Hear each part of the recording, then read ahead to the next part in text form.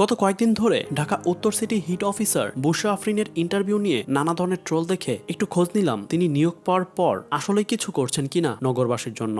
খোঁজ নিয়ে জানলাম ঢাকা উত্তর সিটির অনুন্নত এবং 15টি বস্তি এলাকার গত এক বছরে 5,000-এর বেশি বৃক্ষরোপণ করেছেন তিনি এবং গাছ ও চারাগুলো পরিচর্যা ও রক্ষণাবেক্ষণ করার জন্য বস্তিবাসীকে প্রশিক্ষণ দিয়েছেন। যে স্থানগুলো জনবহুল এবং জনগুরুত্বপূর্ণ সেসব স্থানে গরমের তীব্রতা থেকে একটু স্বস্তি দিতে অস্থায়ী কুলিং মেশিন স্থাপন করেছেন, যেগুলো বিভিন্ন স্থানে পর্যায়ক্রমে শিফট করে পানি ছেটাচ্ছে। বেশ কিছু বস্তি এলাকায় সচেতনতা বাড়াতে হিট অ্যাওয়ারনেস ক্যাম্পেইন করেছেন তিনি এবং বেশ কয়েকটি ক্যাম্পেইন এখনো চলমান আছেন, যেখানে তাদের প্রশিক্ষণ দেওয়া হচ্ছে কিভাবে অতিরিক্ত দাবদাহে নিজে এবং পরিবারকে সুরক্ষিত রাখবেন। এছাড়াও নগরে দুটি সবুজ বনায়ন করার সিদ্ধান্ত পরিকল্পনা চূড়ান্ত করেছেন, একটি কল্যাণপুর আর আরেকটি হবে বনানীতে, যা একই সঙ্গে শীতলীকরণ, বায়ু দূষণ রোধ এবং মাটির গুণাগুণ বৃদ্ধি করবে। আরো কিছু পরিকল্পনা তিনি গ্রহণ করেছেন, কিন্তু আমলাতন্ত্রের কারণে অনেক সিদ্ধান্ত বাস্তবায়নে দেরি হচ্ছে